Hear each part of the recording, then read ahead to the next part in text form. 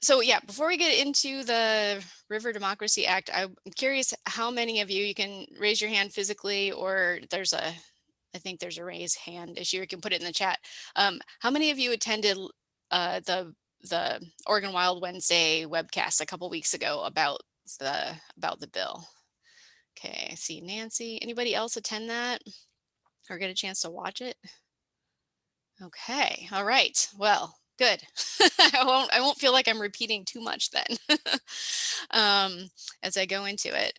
And but again, feel free to raise your hand or enter questions in the chat as I go through a pretty brief presentation, because I want to make sure you get a chance to ask questions before we go into what actions you can take. So I'm going to share my screen. I think. Always the tricky, hang on. And okay, hang on, I gotta try one more thing. Here we go. Okay, can you see? I see Nancy's nodding, so you can see a pretty picture. All right, cool. Earlier this month, Senator Wyden introduced this long-awaited from our perspective, because Oregon Wild's been a part of a pretty large coalition working to support in the background this bill, the River Democracy Act, coming out. So Senator Wyden introduced this bill a couple weeks ago. This is the bill number up there if anyone is into tracking such things, S192. And Senator Merkley also is a co-sponsor. So we've got both our senators on board for protecting rivers across Oregon. And I'm going to go more into the details of this act, but just to back up a little bit further, on what is the Wild and Scenic Rivers Act that this is falling under. It is a law that was passed way back in 1968. It had incredible bipartisan support in Congress, which is always a lovely thing and not very common these days. And the aim of it really was to protect the values of rivers of the United States. So it applies to federal public waterways, or it can be applied to streams that flow through other ownerships, but it doesn't really change much about those other ownerships. So if it's flowing through federal public lands, then a whole bunch of things get added on as far as protections go for these rivers. So it's focused on free-flowing rivers and streams, although lakes are also allowed to be designated. And that in essence was made because this all happened at a time when dam building was huge, or had been huge, and also that there were threats of dams on some of our best rivers across the United States. And so this was in a way to stop dams from being built, and also a way to exclude rivers from protection that already had dams on them. So a little bit complicated there, but so as far as what can be added to under the Wild and Scenic Rivers Act, it needs to be a free-flowing river or stream, or at least the segment that's designated. Because I know rivers are very long. Some sections may have a dam on them, some may not. And the ones that don't have a dam, they can be listed. And it's, again, meant to preserve the values of the various streams that are designated, and those can be defined in a number of ways, which I'll go into in a sec. Oh, sorry, I need to go back. That was a surprise. So, I mentioned that when this bill was passed back in the 60s, there was a lot of bipartisan support. And honestly, that's what I'm like, what's not to like? This bill, protecting rivers and streams protects drinking water. It protects fish and wildlife habitat, because it protects a corridor along the designated stream, so that, wildlife can move. It helps mitigate climate change because we're talking about cooling the water and also allowing for movement of plants and animals in these corridors. a lot of rivers and streams. I'm thinking about the Rogue River here popping up in my head in Oregon was one of the original rivers designated under this act, and it's just a huge economic driver for the whole Southwest Oregon region, and that's the case, I think, for a lot of wild and scenic rivers. So there's a lot of great recreational opportunities, and that brings recreation and tourism into places that have these designated streams. As evidence of what's not to like about this, a very recent poll here in Oregon found that 87% of Oregonians support more wild and scenic rivers. Now, this wasn't specific to this act, but just in general, support wild and scenic rivers in our landscape. And that included 75% of Republicans. So big support all the way around, pretty phenomenal. When you get into the details, maybe it gets a little more complicated, but that's what that poll showed, which is pretty exciting. So looking at what the Wild and Scenic Rivers Act does, before I get into the details of what the River Democracy Act does, again, it designates certain values, and they're called outstandingly remarkable values, ORVs. So if I say ORV, that's what I'm referring to. And that could be pretty much anything. Here's a list of some of the more common ones. Fish, for example, water quality, recreation, scenery. One that I really like is wildness. If you have a value of wildness for a river, that's like super worthy of protection. And in essence, the act also designates a corridor that protects those values, so that anything that happens on federal land within the designated corridor can't degrade the designated value. So if the value is wildness, and you're proposing to do a bunch of logging in the corridor, well, that kind of takes away from the wildness value of the river. And so that's an example of how the managing agency, the Forest Service or the Bureau of Land Management, would have to consider, is what I'm proposing, this logging, is that going to degrade the wildness character? Well, maybe I can't do that. So this is why this is a powerful tool. Normally, under the Wild and Scenic Rivers Act, or sort of the standard, has been to protect a 1/4 mile of a corridor on either side of a stream, so a full 1/2 mile wide corridor. Under the River Democracy Act for Oregon, it's actually a 1/2 mile on either side. So that's a full 1 mile wide corridor. So again, a powerful tool potentially for protecting public lands as well as the waters that flow through them.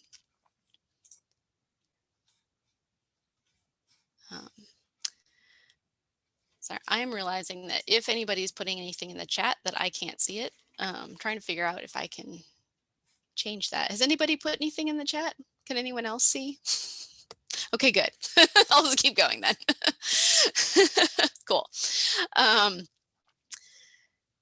So there's sort of 3 different categories of how a river can be designated in the law, and that can be wild, scenic, or recreational. And that really doesn't change a whole lot about how they're managed. It has more to do with the current state of the river. So for example, a river that's flowing through a wilderness area or a roadless area, doesn't have any roads, might not even have any trails, that would probably be designated as wild. Whereas the McKenzie River that has a highway running along it and a trail, that might be designated as recreational because it's got more infrastructure already built around it. But it doesn't actually change anything about the width of the corridor or most other things that apply to the river once the law is passed. So once the law is passed and you've got segments of river or stream or lake designated under the Wild and Scenic Rivers Act, then your federal agencies, the Forest Service or the Bureau of Land Management, or in some places the National Park Service or the National Fish and Wildlife Service, if it's through like a wildlife refuge, they have to create a management plan with public input, going through all of the steps of NEPA for those who know that law. And basically that plan has to say how they're going to both protect and enhance the ORVs, the values the river's designated for, and what they're going to allow in order to like not degrade those values. So that's a really important step. It often takes several years before that is complete after the law is passed. So for example, the Devil's Staircase Wilderness was passed in early 2019, and there's 2 wild and scenic rivers that flow through that wilderness area, and the National Forest is just now starting the process of doing a management plan here 2 years later, and it'll probably take a year or so to do. And then importantly, just to note, because we get questions about this a lot, the Wild and Scenic Rivers Act does not affect any private property rights. I mentioned that earlier. If a stream segment flows through private property, the landowner doesn't have to abide by a management plan. They don't have to, they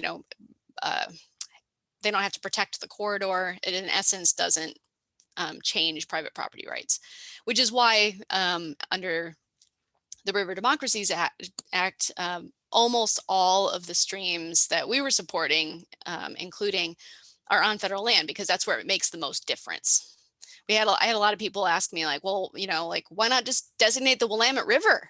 I mean, it needs protection. There's important values there, and that's absolutely true. But this particular act wouldn't do a whole lot to protect the Willamette River. There's other, state laws that would apply because it flows almost all through private land. So, and then currently occurring practices like water rights, or if there are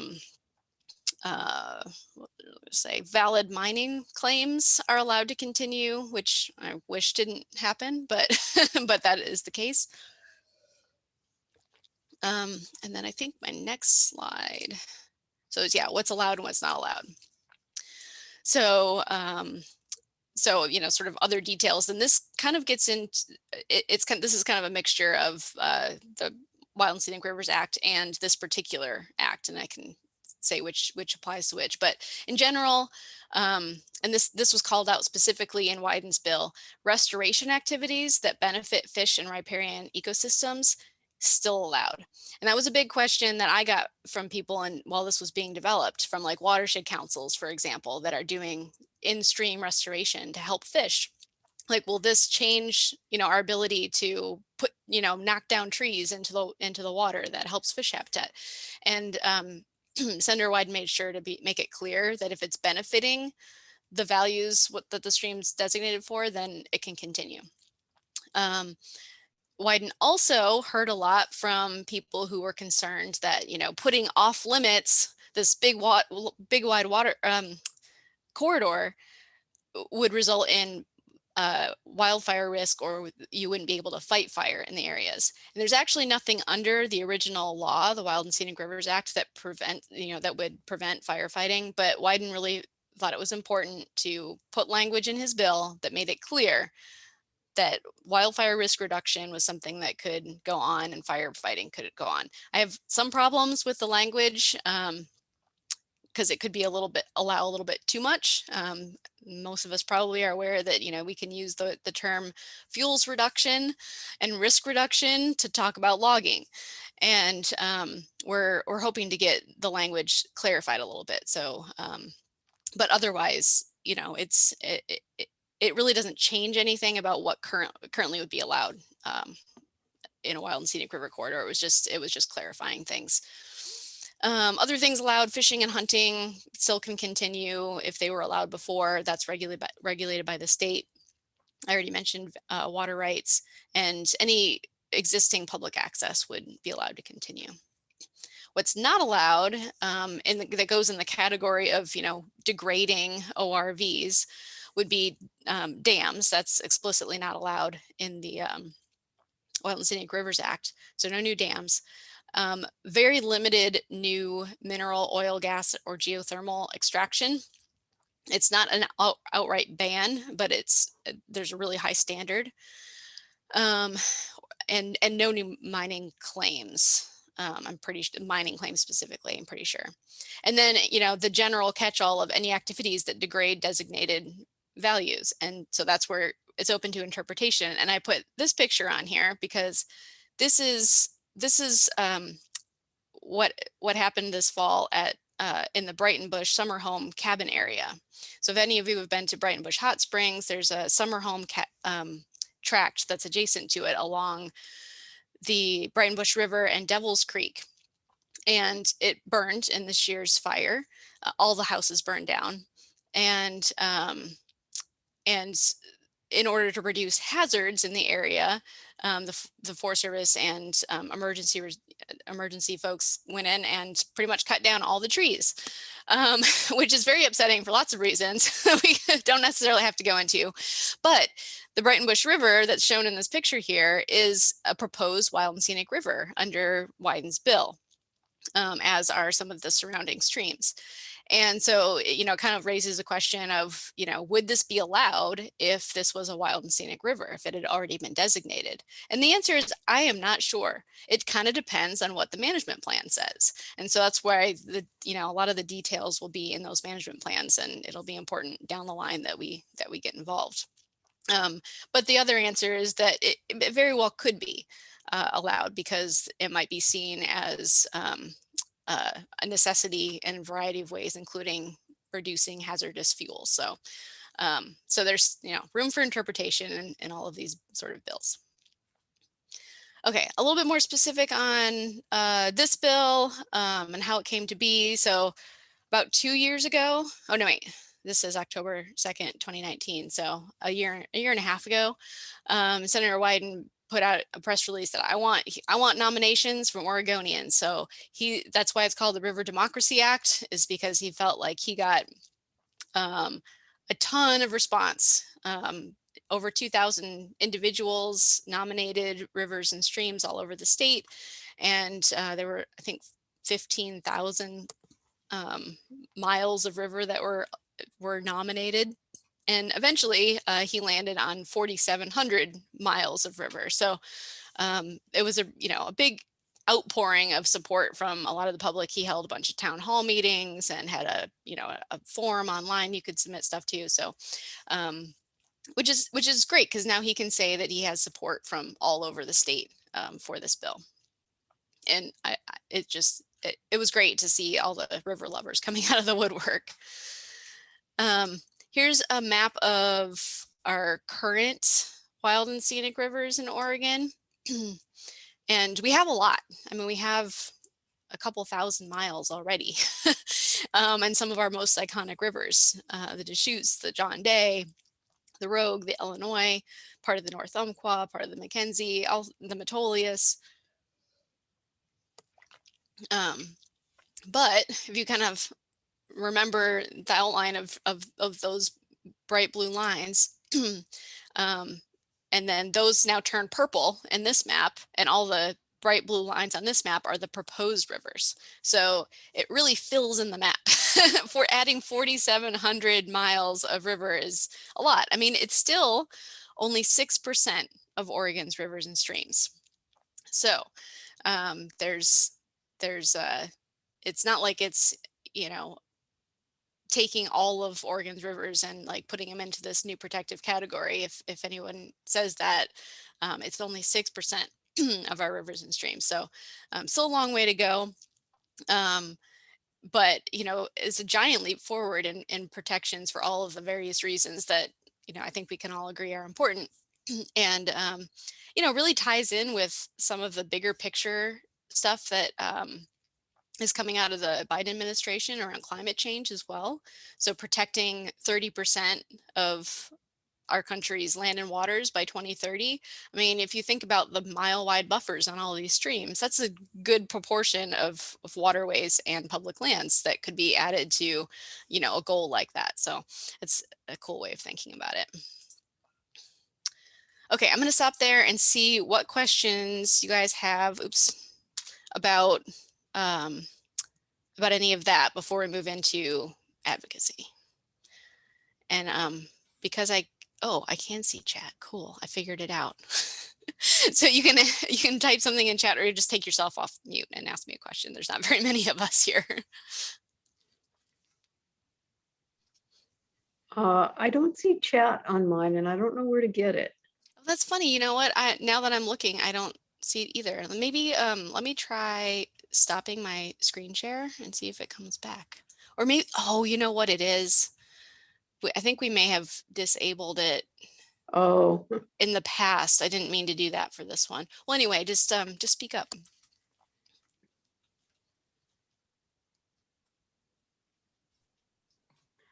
Chandra? Yes. Yeah, so I just want to clarify. So I couldn't tell if that picture, it looked like it was clear cut in the Brighton Bush summer home area. So it's not a given that clear cuts won't be allowed in the wild and scenic areas if they can tie it to forest fire management. Not a given, but I would say that what we saw there would be highly unlikely. Okay. Highly unlikely if it was a designated wild and scenic river. Yeah. Okay. So if people want to talk, if you just go to participant list and you pick your name, you can unmute and ask a question. Yeah, you can also, I'm pretty sure you can like raise your hand there. I don't see. Oh, that's funny. raise Huh. hand. All right, I'm gonna have to work on the settings of this, but anyway, Mm. regardless, you can unmute. Yeah.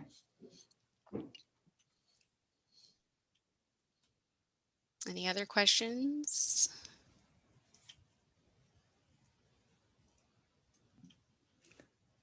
I just thought it was helpful to have that background because I don't know very much about the wild and scenic rivers and the designations. So that was good Cool. to have as a background. Great, cool.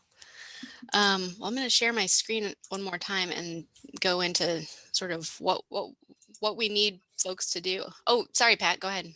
I just thought of a question.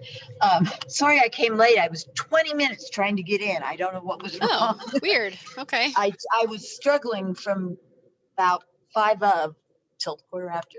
Oh, I'm sorry. I was thinking about the program that was done by the Blue Mountain Trail last week.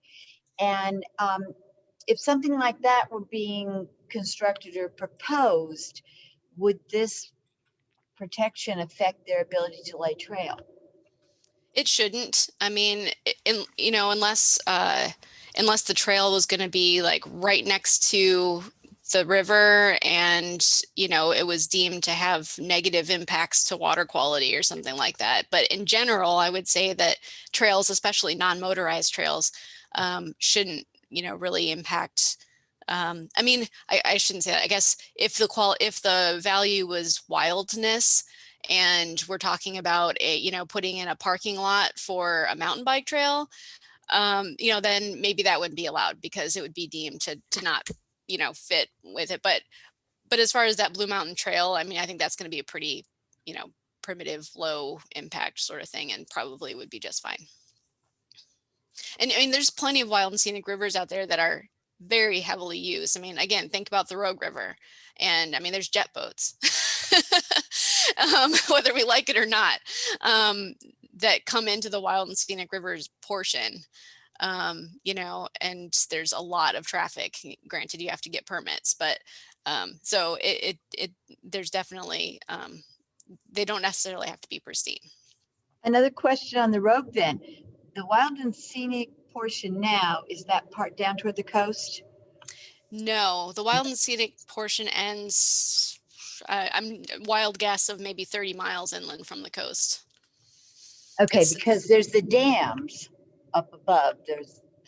And then what part is being proposed to put in then? Is that the rest of the way down to the coast? Or is it on the upper part above the dams? So if you can see my screen, this map here. So hopefully you can see my cursor, and this block of purple right here I'm circling, that's currently the wild and scenic section of the Rogue. Okay, I guess it's closer than 30 miles to the coast. And then all those purple lines are tributaries. And then I'm going to cross over the BLM lands here, and then go upstream here. This purple part is the upper Rogue, and that is designated as wild and scenic currently.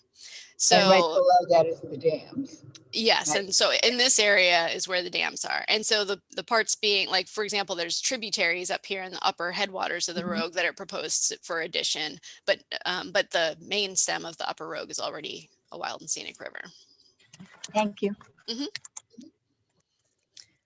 Okay, I'm gonna go to. So let me ask one more question yes. about that. So for that Rogue River, so you can actually have dams upstream from an area that is designated?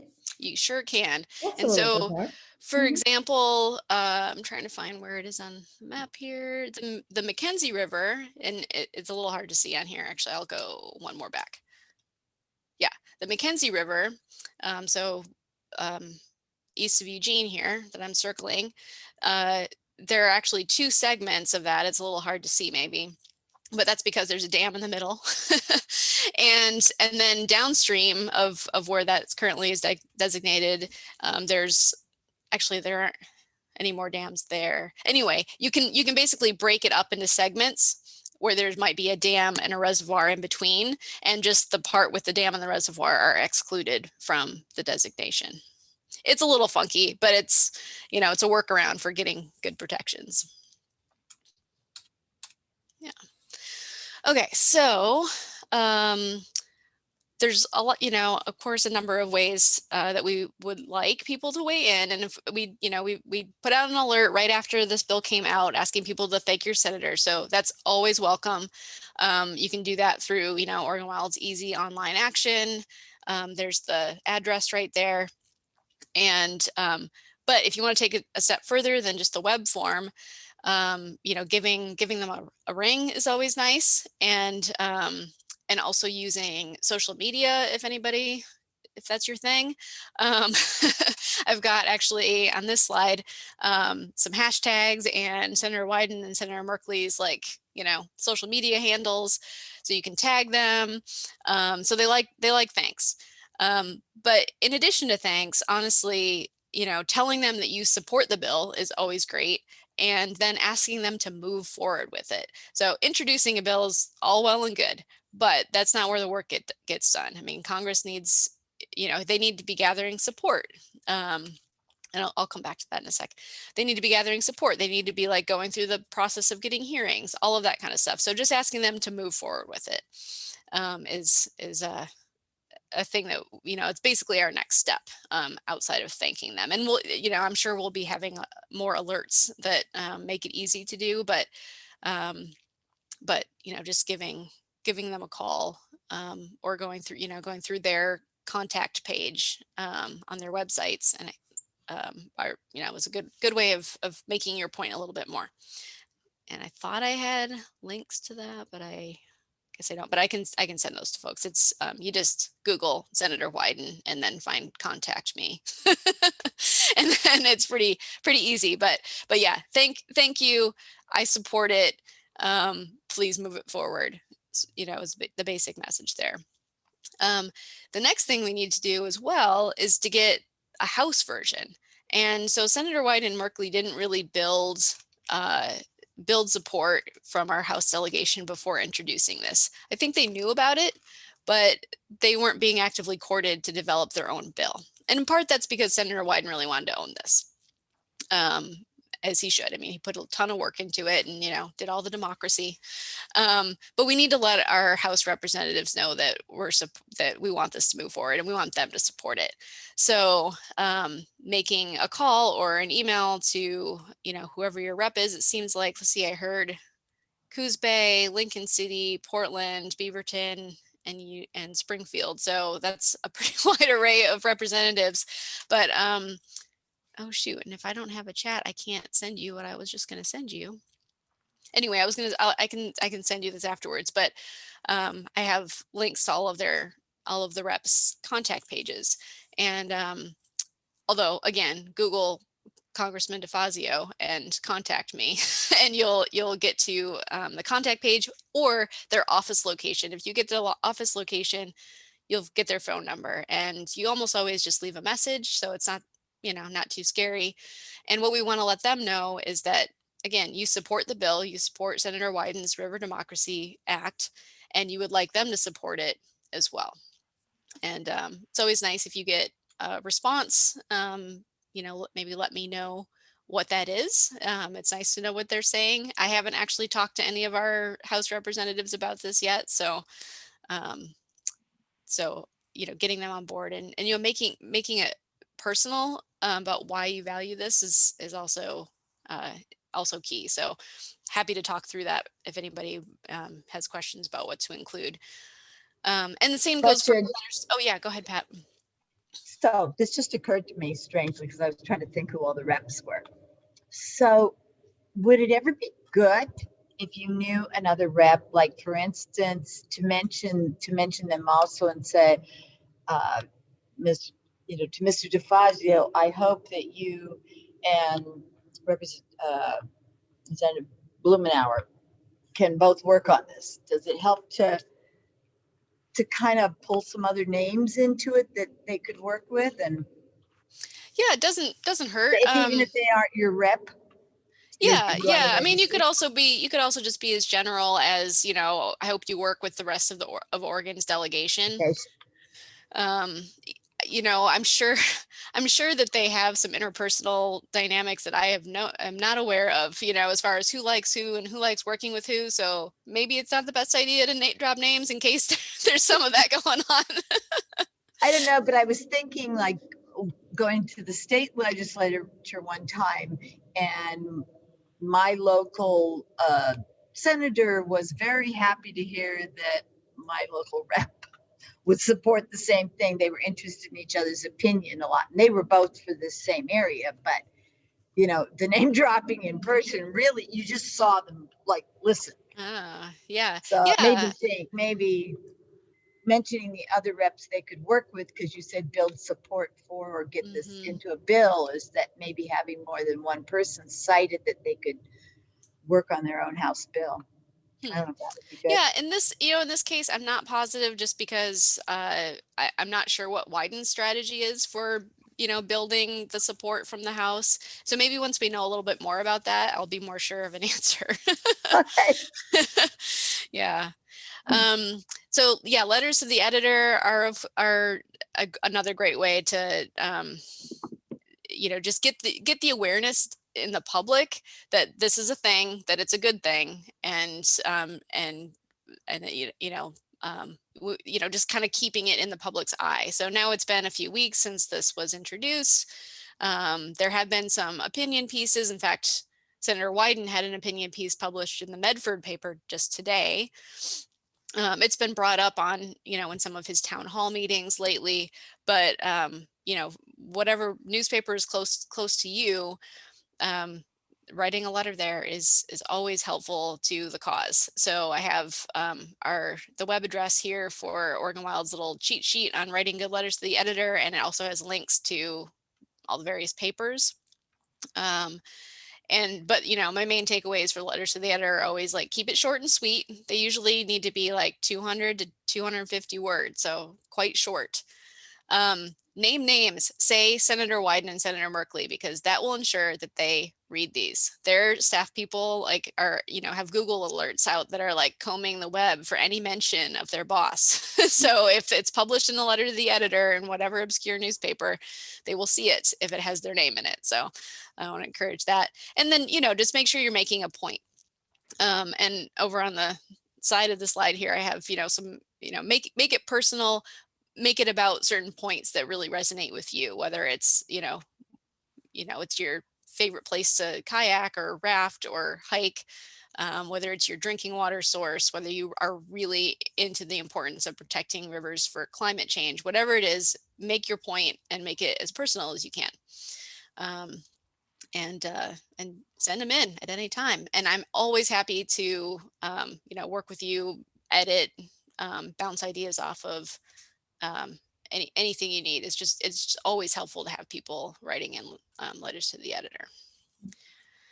And then I'll go back one more, and then we can take questions. Oops, this way.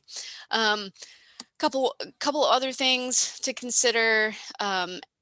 If you know of a local business, or that might be conservation minded, or another organization We're going to start gathering business sort of sign on of support for this bill in the near future. And so knowing who, if you have a connection or just someplace you like to go and you'd like to see them be supportive of a bill, and join, a pretty big community of other businesses across the state who recognize why this is important. Feel you can chat with someone who works there, chat with the owner if you know them, and then let me know if you want me to get you, fact sheets, or get them fact sheets, or a sign-on letter to look at, that sort of thing. Just helping make those connections is super helpful.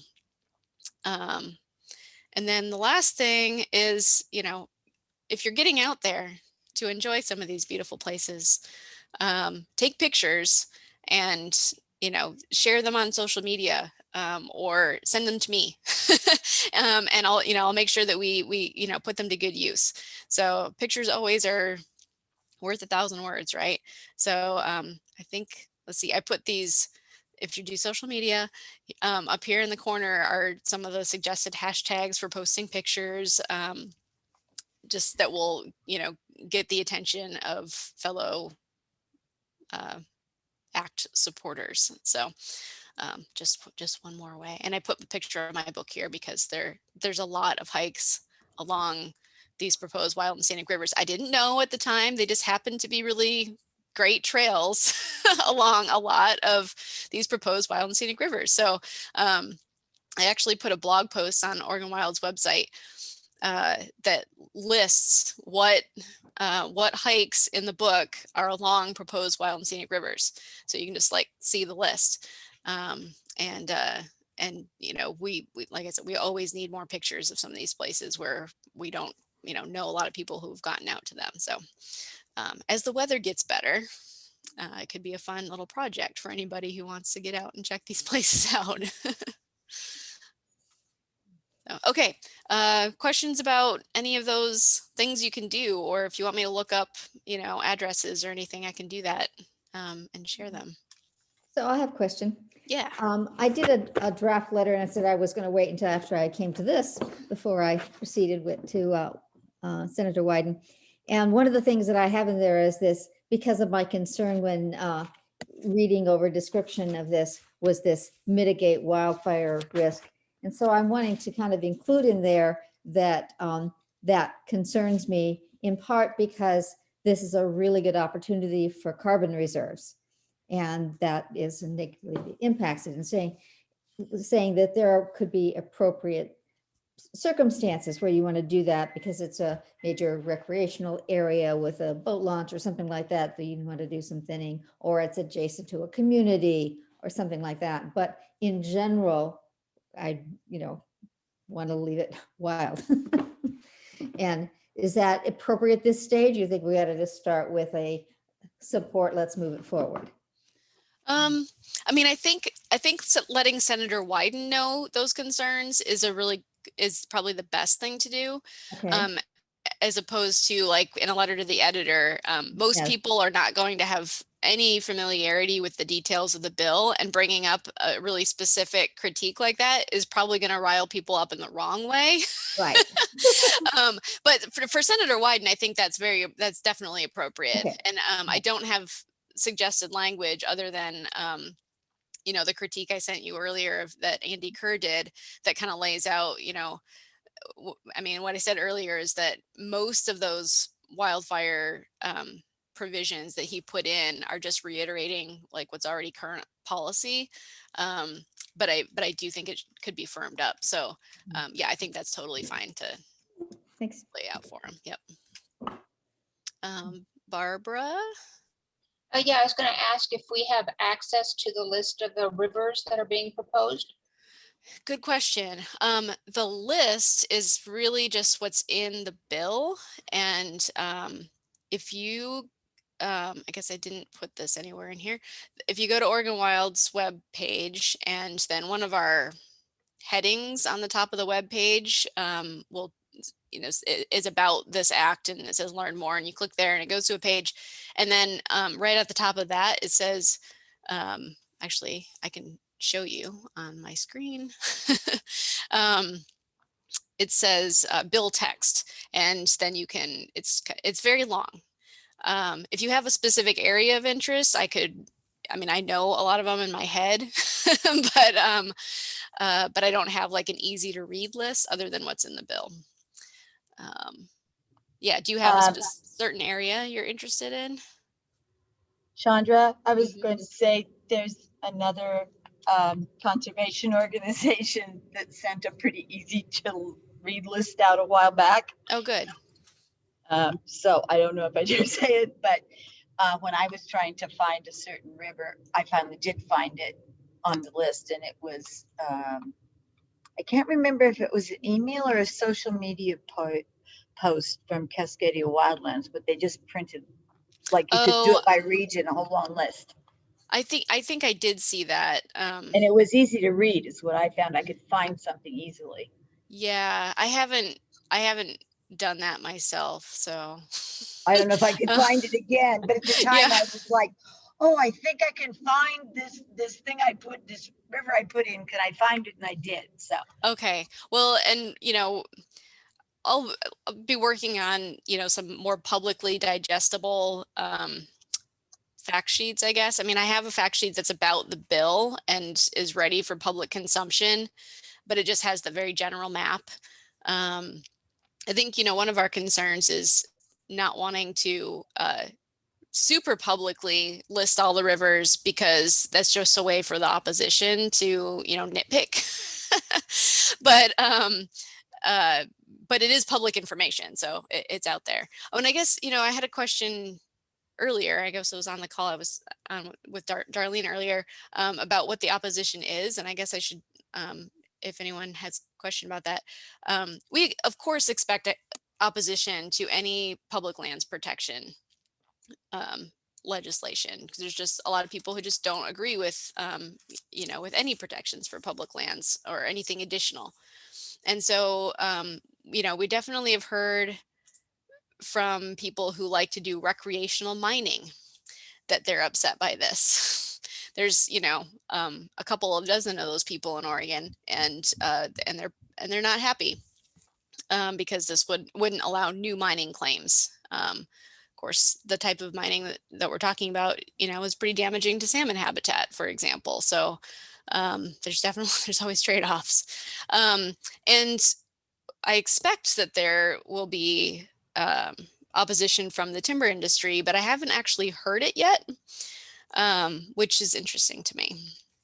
And their argument is that these added protections in this really wide corridor means that you can't produce timber, you can't keep people safe from wildfire that's going to burn it all down, Well, maybe they're just so etc. busy doing post-fire logging. We haven't got onto this yet. Maybe. So anyway, so that's one of the reasons, it's great to get the thank yous and the support out there in the world as well. So that Senator Wyden feels supported in this if we're supportive of it. Oh, I was gonna share my screen to show Barbara. There we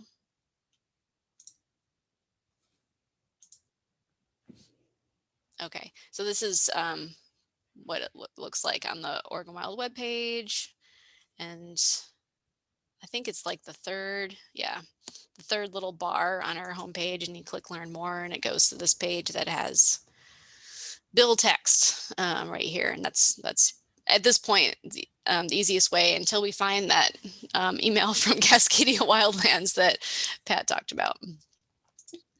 I think it might have been an alert they did right after it came out. I'm not sure. But there are a wide array of organizations working on this there's, rafting, like the Northwest Guide Association that does, rafting and fishing guiding. They're a part of it. A whole bunch of fish groups like Trout Unlimited and Wild Salmon Center, and, all those types of groups, as well as, your traditional public lands conservation groups. So yeah, it's a lot of support from all over the place. Chandra, Mhm. What's Merkley's role in this at present?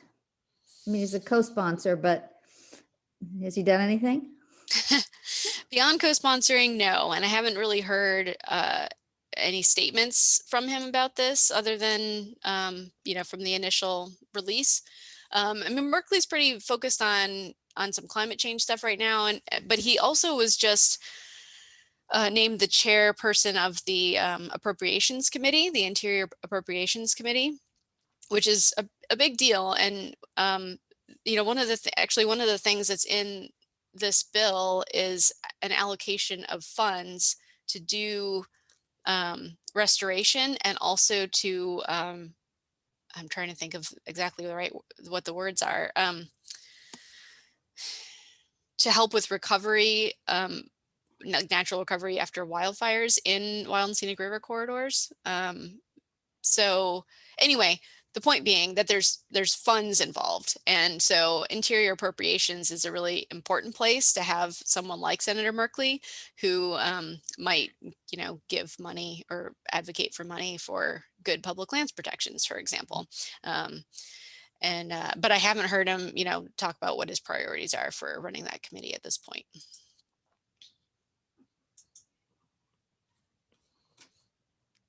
Thanks. Mhm. That recovery after wildfire, is a little concerning there. So they're going to go in and start post-fire logging or whatever.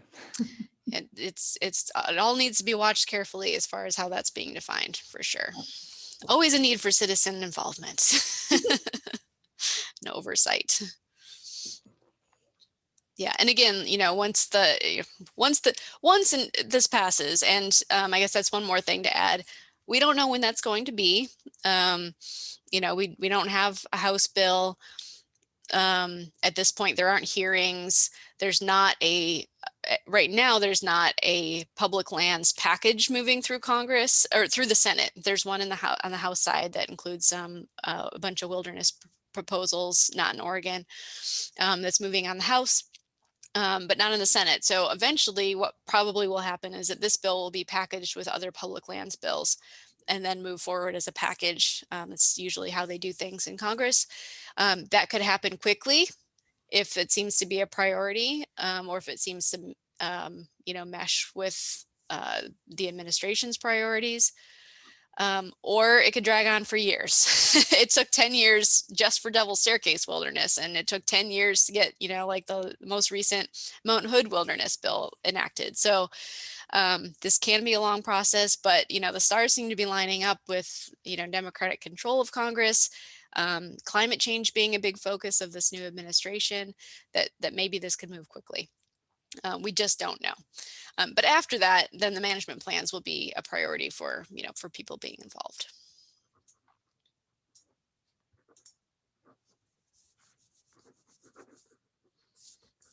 Right. Does anyone have any more questions about any of this, what you can do?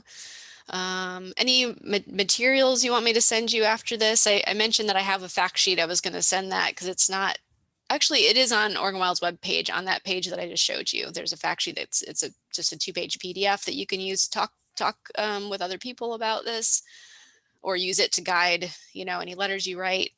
But yeah, if there's anything else that folks want me to get you, a list or a more zoomed in map of a certain area that you are especially interested in, I can, it might take a few days, but I can get you something like that. So anyway, you feel free to let me know after all of this too. Well, I'm sorry, it's 7 o'clock. I'm afraid I'm going to have to go. That's all right. That's we're winding up. Thanks for joining us. Thank you. Yep. Okay. Anybody else before we depart? Thanks for being here. Well, thanks for doing this. Yeah. And again, let me know if you submit a letter to the editor or write a letter to Wyden or get him on the phone or something. Not him on the phone. That'd be awesome. Let me know what the response is. It just, will help us gauge where we want to go from here. Thank you. Yeah. Thank you. Thank Good to you see That was everybody. very And then- informative. Yeah. Great. Bye-bye. All right. Later. Thank you. Bye-bye.